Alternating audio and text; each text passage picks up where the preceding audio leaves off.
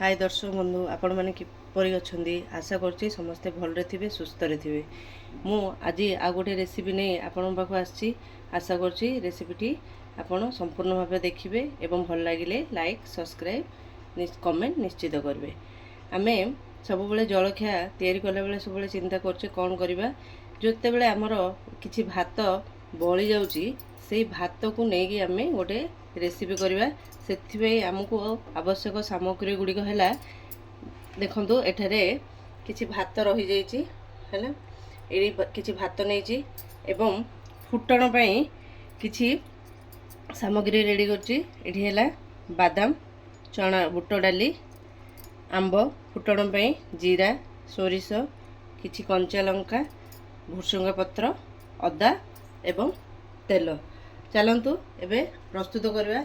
से आमे प्रथमे गैस रे गोटे कड़ाई बसई ऑन करवा एवं ताको हाई फ्लेम रे गरम होगा पे दबा एवं सेथिरे किछि तेल दबा। तेल गरम हेले तेलटी गरम होगा भितर देखंतु मु एठारे आंबड़ी को चांची देली एवं ताको मझिरु खंड करी भितर जो कोइली अच्छी ताको बाहर करदवा।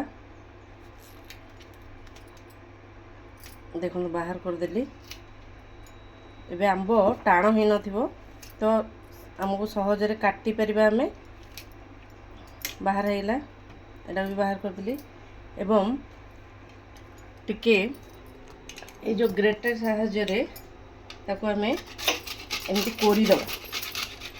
देखंतु तेलटी गरम हो गला से मु किछि सोरिष जीरा एवं चना डाली और बादाम यहाँ भाजिया बहुत टाइम लगे टिके तेणु मुझा को देदेली तापर कटा ये देखो ये मु पियाज और लंका काटी देछि ताकू मध्य देदेबा।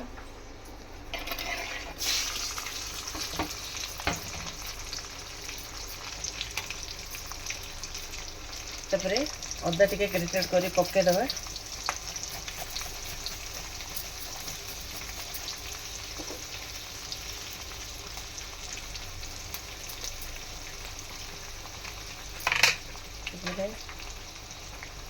भुसुंगा पत्र दे दबा।